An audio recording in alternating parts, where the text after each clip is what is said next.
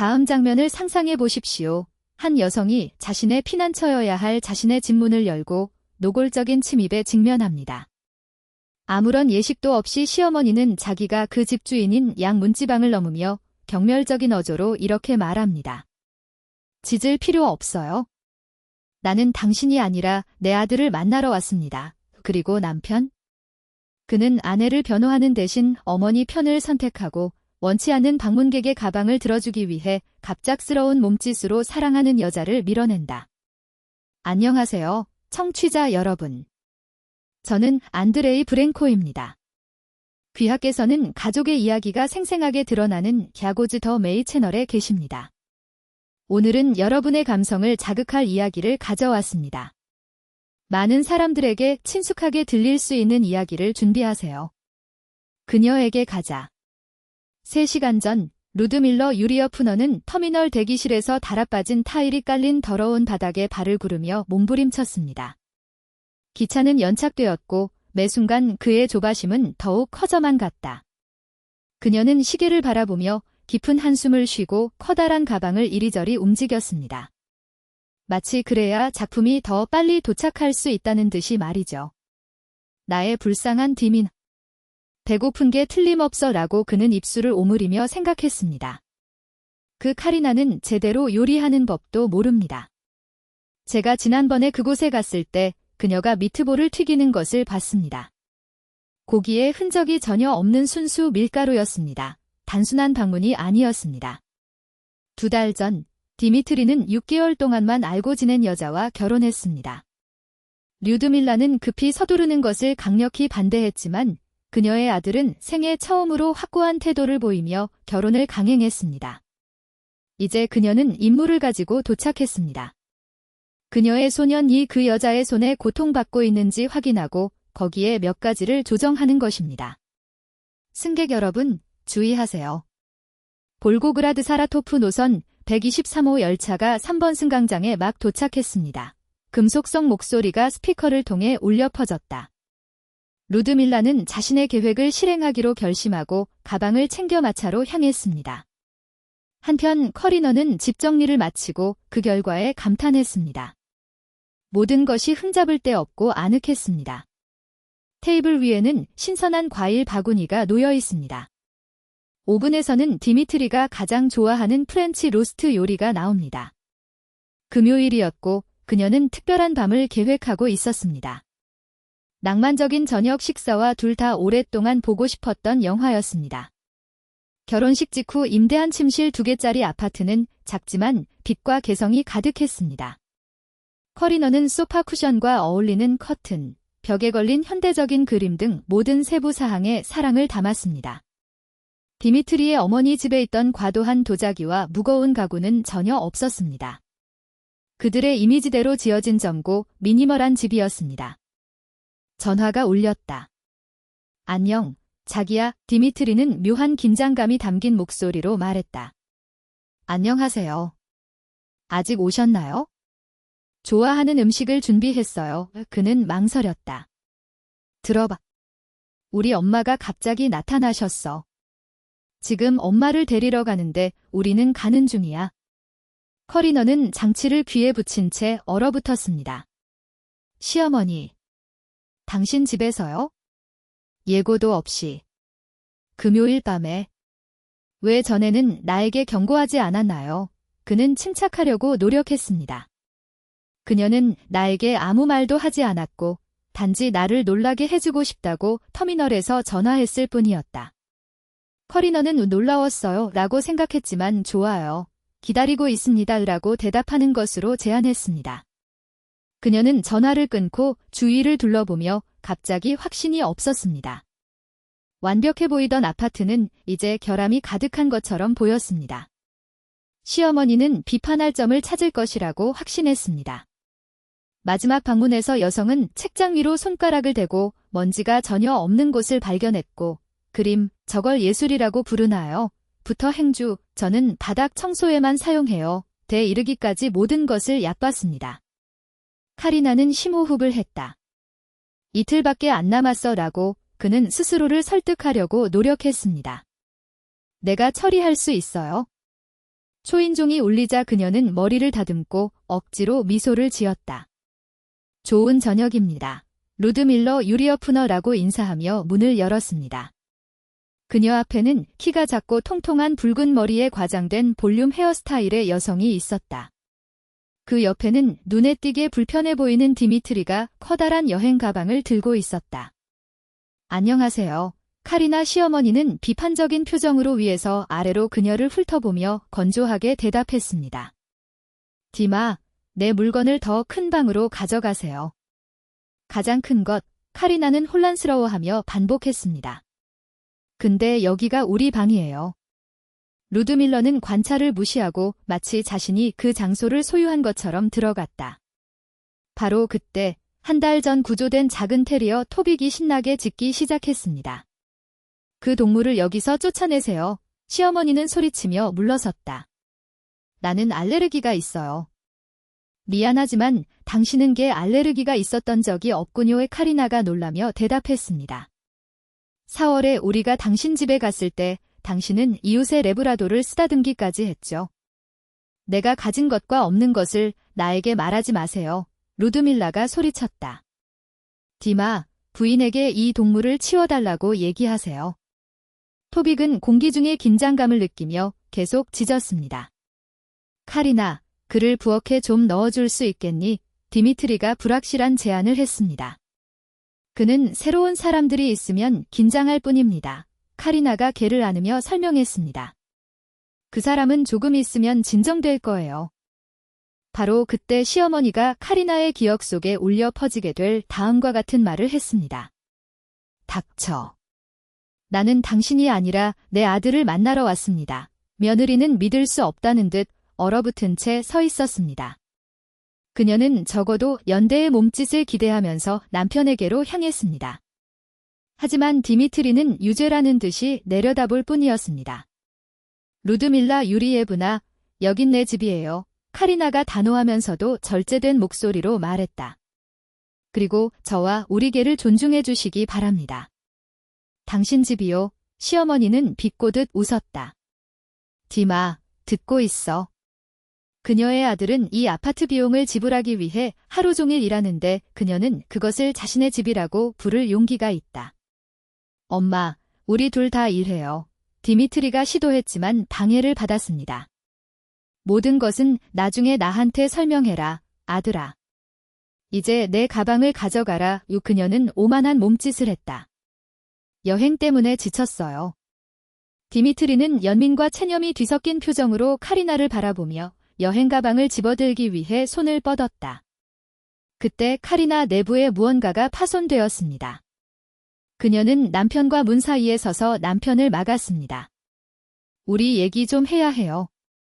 지금요. 그는 대답할 수 없는 어조로 말했다. 그건 참을 수 있어요. 시어머니가 끼어들었습니다. 내 아들은 피곤하고 나도 마찬가지야. 엄마, 잠시만요. 디미트리가 아내를 머뭇거리며 바라보며 물었다. 카리나는 그를 구석으로 끌어당겼습니다. 나는 당신의 어머니가 예고 없이 도착했다는 것을 이해합니다. 그리고 나는 기꺼이 어머니를 맞이할 의향이 있습니다. 라고 그는 단호하게 속삭였습니다. 하지만 그녀는 우리 방에서 잠을 자지 않을 것이고 나는 이런 치료를 용납하지 않을 것입니다. 그냥 피곤한 것뿐이야. 디미트리가 중얼거렸다. 내일 일은 제자리로 돌아갈 것입니다. 디마, 초조하게 시어머니를 불렀다. 나 오래 기다릴까? 갑자기 디미트리가 몸을 일으켰다. 그리고 카리나는 놀랍게도 카리나를 살짝 옆으로 밀고 어머니의 가방을 가지러 달려갔다. 그녀는 그것을 믿을 수 없었습니다. 한 번도 목소리를 높이거나 갑작스런 몸짓을 해본 적이 없었던 그 남자는 어머니를 기쁘게 하기 위해 육체적으로 그녀를 밀어낸 것뿐이었다. 분노와 굴욕의 물결이 그녀를 덮쳤습니다. 루드밀라는 의기양양한 미소를 지으며 아들의 뒤를 따랐습니다. 하지만 카리나는 움직이지 않았습니다. 넌 아무데도 가지 않을 거야. 그는 차갑고 차분한 목소리로 선언했다. 둘 다 지금 떠나요. 어떻게 감히 시어머니를 질식시키고 분개했습니다. 디미트리는 혼란스러워서 돌아왔다. 카리나, 그런 식으로 시작하지 마세요. 그는 지쳐서 물었다. 침착하게 얘기하자. 할 얘기가 없어요. 그녀가 끼어들었다. 당신이 나를 밀어냈어요. 당신 어머니는 우리 집에서 나에게 모욕을 줬어요. 이제 10초 남았습니다. 디마, 이걸 허락하시겠습니까? 루드밀라가 소리쳤다. 저 사람이 자기 엄마를 쫓아내고 있는 거야? 뭐라고 말 좀 해봐. 디미트리의 눈은 평소의 복종과 자신이 한계를 넘었다는 인식 사이에서 갈등하면서 어머니에서 아내로 향했습니다. 카리나, 내 생각에는 그가 말을 시작했지만 그녀는 그가 말을 끝내도록 내버려두지 않았다. 시간이 부족했습니다.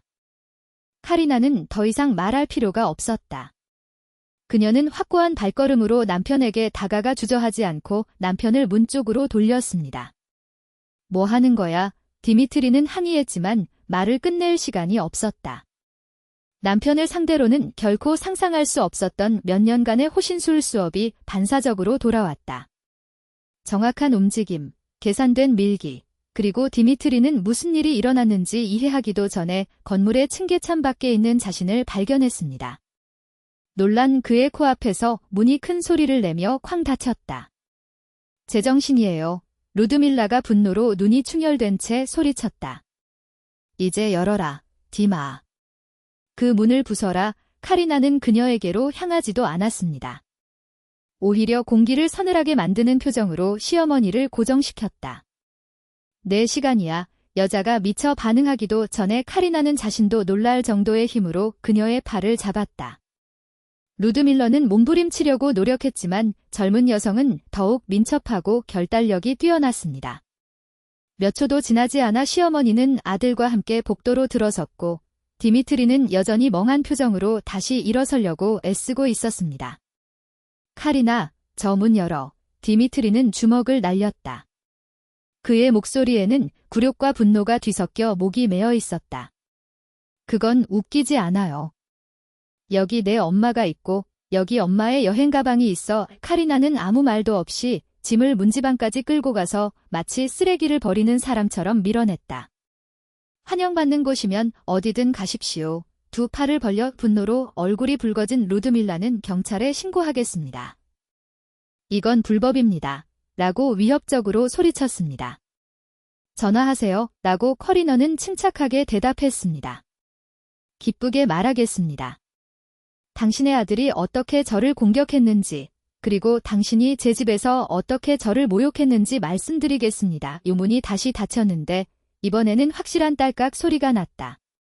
반대편에는 무거운 침묵이 흘렀다. 그날 밤 처음으로 카리나는 깊은 숨을 쉬었습니다. 토비는 그 순간의 심각성을 이해한 듯 다가와 찬성의 표시로 손을 핥았다. 다음 몇 분 동안 휴대폰 벨소리가 폭풍처럼 울려 퍼졌습니다. 첫째, 디미트리, 끝없는 전화. 한심한 변명과 비겁한 비난 사이를 오가는 메시지. 과장하시는군요. 우리 엄마는 그런 뜻이 아니었어요. 저는 개려 이모 소파에서 자려고 합니다. 하지만 내일 얘기합시다. 카리나는 아무 반응도 하지 않았습니다. 그런 다음 명예훼손 캠페인을 위해 루드밀러가 모집한 사촌, 숙모, 가족, 친구 등 알 수 없는 숫자가 있습니다. 내 며느리는 배은망덕한 사람이야. 당신을 데려간 사람을 어떻게 감히 그렇게 대할 수 있습니까? 그녀는 모든 것을 무시했습니다. 안락의자에 앉아 토비를 애무하는 커리너는 단단해 보이는 것이 몇 시간 만에 어떻게 무너질 수 있는지 생각해 보았습니다. 2달 결혼한 지 2달만 지나면 그녀는 행복할 것이라고 맹세했습니다. 아니면 적어도 그런 척했습니다. 밤 10시쯤 또 문을 두드리는 소리가 났다. 이번에는 부끄러워하고 거의 부끄러워졌습니다. 누구예요? 그녀는 움직이지도 않고 물었다.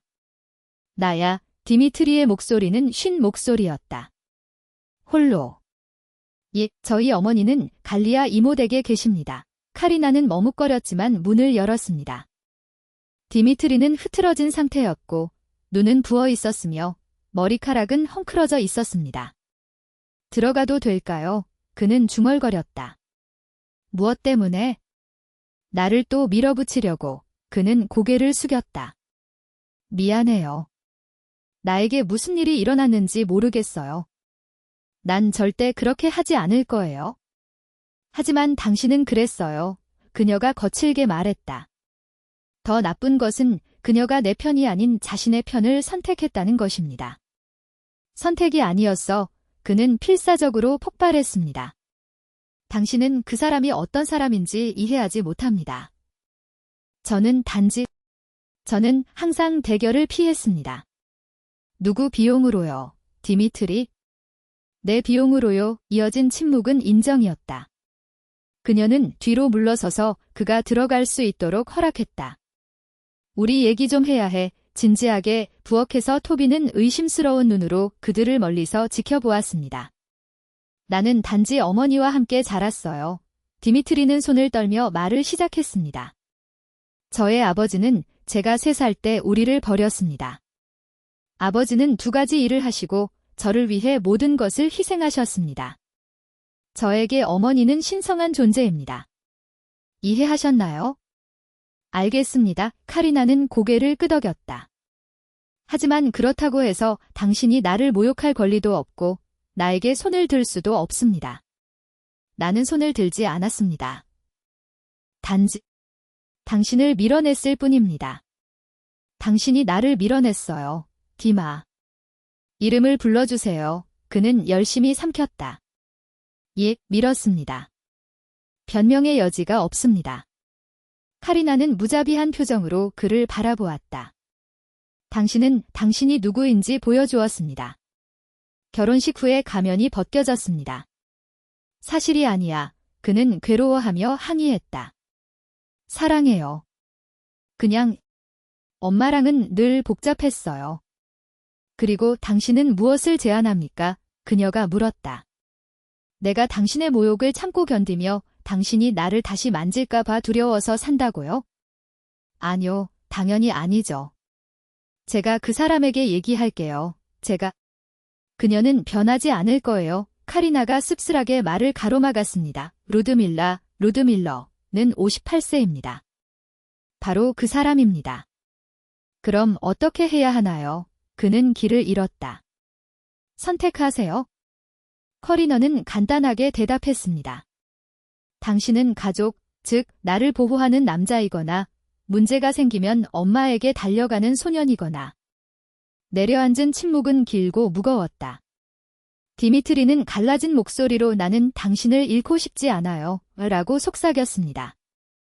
그럼 증명해보세요. 다음 날 아침, 그들은 루드밀라가 피신해 있던 갈리아 이모의 집으로 함께 갔다. 도중에 디미트리는 계속 움직이며 안전벨트를 조정하며 주문처럼 반복했습니다. 이렇게 해야 할까요? 커리너의 대답은 지금 아니면 절대로였습니다. 게려 이모는 그들을 의심스럽게 받아들였지만 들여보냈습니다. 로도카는 화장실에 있습니다라고 그는 팔짱을 끼며 경고했습니다. 어제 너희들이 무슨 난장판을 만들었지? 그런데 그 사람이 너한테 뭐라고 말했어? 카리나가 건조하게 물었다. 당신이 겁을 먹고 아무 이유도 없이 내 여동생을 집에서 쫓아냈다고. 커리너는 정말 편리한 버전이네요. 라고 말했습니다. 그때 루드밀라가 화장실에서 나타났습니다. 그는 그들을 보고 얼어붙었다. 그런 다음 그는 아들에게 달려갔습니다. 꼬마야, 괜찮아. 걱정이 많았어. 이분은 내 어머니예요. 디미트리가 처음으로 확고한 목소리로 끼어들었습니다. 우리는 얘기하러 왔습니다. 무엇에 대해 얘기해? 루드밀라가 거품을 냈다. 외아들을 면회하러 왔는데 그의 아내가 소란을 피우며 우리를 쫓아냈습니다. 당신이 그녀를 모욕한 후에요. 디미트리는 그녀의 눈을 바라보며 반박했다. 그리고 내가 그녀를 밀고 난 후에요. 루드밀라의 얼굴이 창백해졌습니다. 정말 말도 안 돼요. 당신은 절대 그렇게 하지 않을 거예요. 그녀가 당신을 조종하고 있어요. 엄마, 나도 거기 있었어요. 모든 걸 기억해요. 디미트리, 놔두지 마세요. 그만해요. 그는 카리나가 그에게서 본 적이 없는 권위로 말을 가로막았다. 사랑해요. 당신이 저를 키워주셨고 저는 항상 감사할 것입니다. 하지만 카리나는 제 아내이자 가족입니다. 그리고 저는 그 누구도, 심지어 당신조차도 그녀를 무례하게 대하는 것을 허용하지 않을 것입니다. 어떻게 감히? 루드밀라가 가슴에 손을 얹고 헐떡거렸다. 나는 당신의 어머니입니다. 항상 그럴 거예요. 디미트리가 동의했다. 하지만 내 삶의 일부가 되고 싶다면 내 선택을 존중해야 합니다.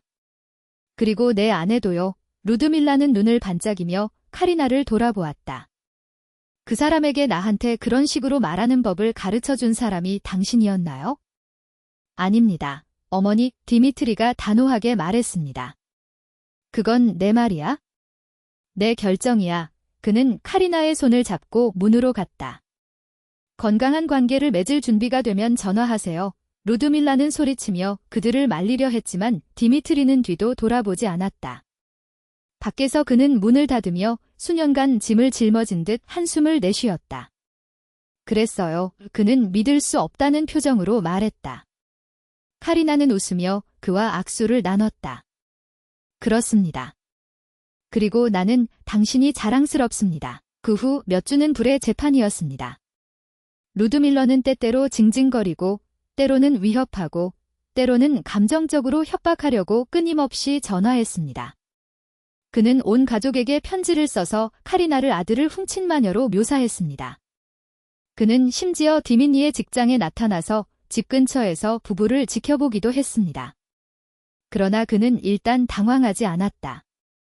당신이 우리 규칙을 존중하든지 아니면 더 이상 이야기할 것이 없습니다. 그는 무표정하게 반복했다. 조금씩 연결이 더 멀어졌습니다. 그리고 나서 3개월 후 디미트리의 휴대전화는 익숙한 번호로 진동했다. 전화 반대편에서 루드밀러 유리어프너의 목소리는 이상하게도 고요하고 거의 연약하게 들렸습니다. 만날 수 있을까요? 우리 셋이요. 부탁은 아니었지만 명령도 아니었습니다. 그것은 항복과 휴전 사이의 무언가였습니다. 그들은 수저 소리와 다른 사람들의 대화가 사생활의 커튼을 만들어내는 중립적인 카페를 선택하면서 이를 받아들였습니다. 그녀는 일찍 도착했습니다. 루드밀러 유리어프너는 알아볼 수 없었습니다. 그녀의 얼굴은 걱정으로 날카로워졌고 그녀의 눈은 이전의 전투적인 빛이 없었습니다. 생각을 많이 했어요. 그는 마치 그 말이 너무 무거워서 직접 대면하기에는 너무 무거운 듯 카리나를 쳐다보지 않고 말을 시작했다. 아마도 내가 과민 반응을 했을지도 모르지. 디미트리는 적대감에서가 아니라 침묵을 정당화로 채우려는 충동을 억제하기 위해 팔짱을 끼었습니다. 어머니의 사랑, 그것이 어떤 것인지 아시나요? 어머니, 그는 애정으로 느껴질 정도로 부드러운 아이러니로 말했습니다. 어설픈 변명은 없습니다. 질문은 단 하나입니다. 내 선택을 존중하시겠습니까? 이어진 침묵은 카리나가 찻잔에 갈라진 틈을 세어볼 만큼 길었습니다. 루드밀러 유리어프너가 마침내 그녀에게로 향할 때까지. 거기에는 진정한 회개도, 죄의 고백도 없었습니다. 단지 전투에서 패했다는 사실을 알면서도 여전히 깃발을 내리지 않겠다고 고집하는 사람의 피곤함만 있을 뿐입니다. 노력해 보겠습니다. 디미트리를 위해서요. 승리는 아니었지만 시작이었습니다. 커리너는 해시태그 샵사인 사그리나엠으로서와 함께 소셜미디어에 표시되는 그런 종류의 엽서 관계가 결코 없을 것이라는 것을 즉시 알았습니다. 하지만 아마도 그들은 덜 해로운 것을 만들 수 있을 것입니다. 마지못해 존중하는 것, 지뢰 없는 공존. 5년이 숨처럼 흘렀습니다. 인생은 우리를 파괴하는 데 바쁘지 않을 때 작은 승리로 우리를 놀라게 하는 습관이 있습니다. 커리너와 디미니는 아파트를 구입했습니다. 수수하지만 의자 2개와 커피 테이블이 들어갈 수 있는 발코니가 있고 미래에 대한 꿈이 있는 아파트였습니다. 소피아는 가장 힘든 마음도 부드럽게 만드는 아기 냄새를 가지고 태어났습니다. 디미니는 기술회사에서 순위를 올렸고 커리너는 요가에 대한 그녀의 열정을 사람들이 몸을 쭉 뻗을 뿐만 아니라 호흡도 저항의 행위임을 기억하기 위해 찾는 아늑한 스튜디오로 만들었습니다. 루드밀라 유리예브나? 글쎄요. 그녀는 동화 속 할머니가 되지 않았습니다. 그는 여전히 여기서는 신라란 말을, 저기에서는 원치 않는 조언을 요구했습니다. 마치 상처가 여전히 아픈지 확인하기 위해 상처를 찌르는 것을 참지 못하는 사람처럼 말입니다. 하지만 이제 그는 나타나기 전에 전화를 걸었습니다. 그는 소피아에게 장난감을 가져왔고 마치 가격이 자발적인 애정 부족을 보상할 수 있는 것처럼 항상 가장 비쌌습니다. 놀랍게도 모든 역경에도 불구하고 현명한 개처럼 늙어가는 토비크에게 고급 뼈까지 가져왔습니다. 디미니는 다시는 커리너에게 손을 들지 않았습니다. 그 에피소드는 전환점이 되었습니다. 그는 남자가 된다는 것은 주먹의 힘이 아니라 자신을 보호하는 능력으로 측정된다는 것을 깨달았습니다. 어느 날 밤, 소피아는 새끼손가락을 담요에 쌓인 채 잠이 들었고 그들은 현관에 서 있었고 잔 속에서 와인이 천천히 소용돌이치고 있었습니다. 그날을 후회하시나요? 카리나가 그들을 거의 파괴할 뻔했던 장면을 언급하며 물었다. 엄마랑 나를 집에서 쫓아낸 그날부터? 디민니는 응답하는데 시간이 좀 걸렸습니다. 그는 도시의 불빛에 눈을 잃은 채 고개를 저었다. 아니요. 제가 드디어 성장한 날인 것 같아요. 그는 그녀의 손을 잡았고 그들의 손가락은 뿌리처럼 얽혀 있었습니다. 나와 마주하는 것을 두려워하지 않아서 고마워요. 그리고 떠나지 않아서 고마워요. 카리나는 미소를 지었다. 그는 자신의 이야기가 영원한 침묵 속에서, 쾅 닫혀진 문 속에서, 무엇이었는지와 무엇이 있었을지 사이에서 갈라진 삶 속에서 다르게 끝날 수 있다는 것을 알고 있었습니다. 그러나 그들은 가장 어려운 길, 즉 머무르는 길을 선택했습니다. 그리고 거기에는 진짜 가족이 있었습니다. 마가린 광고에 나오는 광고가 아니라 상처와 시끄러운 웃음, 그리고 결국에는 누구도 뒤처지지 않을 것이라는 확신을 바탕으로 만들어진 광고입니다. 토빅은 그들이 자신에 대해 이야기하고 있다는 것을 아는 것처럼 다가가 커리너의 무릎에 머리를 얹었습니다. 본의 아니게 모든 일의 불꽃이 되었던 게 조용한 혁명을 위한 촉매제. 그리고 그녀는 그의 회색 귀를 쓰다듬으면서 깨달았습니다. 때때로 가장 큰 변화는 한밤중에 짓는 것에서 시작된다는 것입니다.